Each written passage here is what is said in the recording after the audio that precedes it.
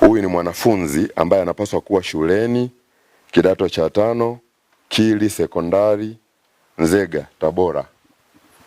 Kwa nini umelala na mwanafunzi hapa?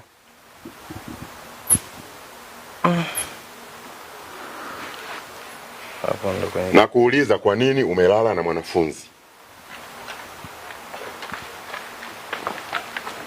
Mzee, sogea hapa nyuma. Mzee Bundala? Mzee nani? Mzee Mashigu, sio?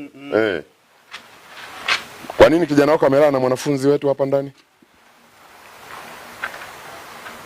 Wewe unaruhusiwa kulala na mwanafunzi?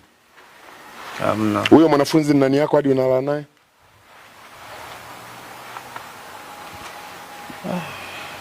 Sijajua kama. Kwa nini hujajua?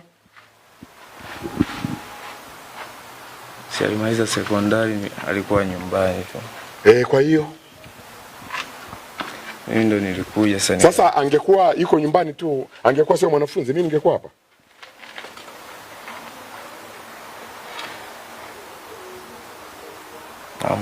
Usingekuwepo hapa. Umepangwa kwenda kidato cha 5 Kili Sekondari Nzega. Kweli sio kweli? Hebu nijibu vizuri. Kweli sio kweli mwanangu? Kweli. Kwa nini uko hapa kwenye hii nyumba wakati watoto wote wasichana wenzio wako sekondari? Wasichana wenzako wote wako sekondari. Kwa nini mwanangu uko na huyu kijana?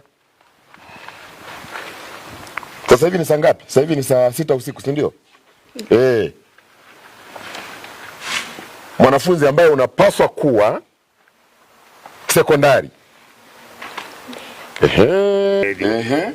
Ila mimi kwa nini mmemchukua mwanafunzi? Nilikuwa sina tayo kama mimi mwanafunzi, mzazi wake walipooana na huyu kijana.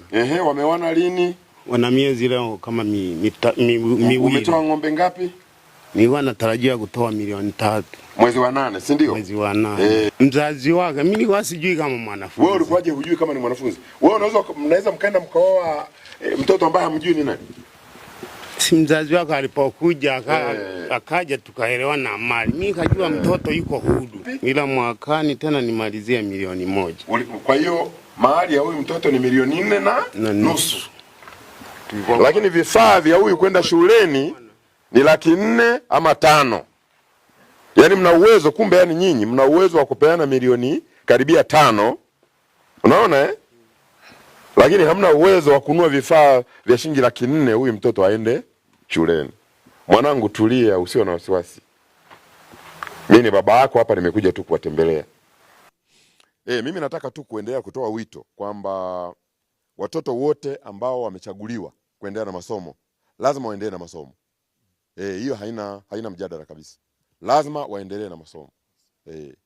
Ni bora binti kama huyu tungekuta kwamba hajaripoti katika shule ambayo tumempangia ya kidato cha 5 na amefaulu vizuri huyu.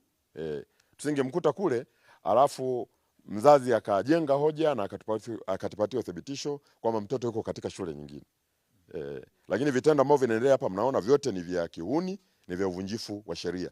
Binti ambaye anapaswa awe shuleni tayari wazazi wameshamuoza na mmeona baba wa huyu ambaye ni muoaji anakiri kabisa kwamba wameshakubaliana na mahari wanapaswa kuitoa mwezi ujao. Kwa hiyo lazima tuendelee na hatua zetu za ndani, lazima wote wachukuliwe hatua za kisheria.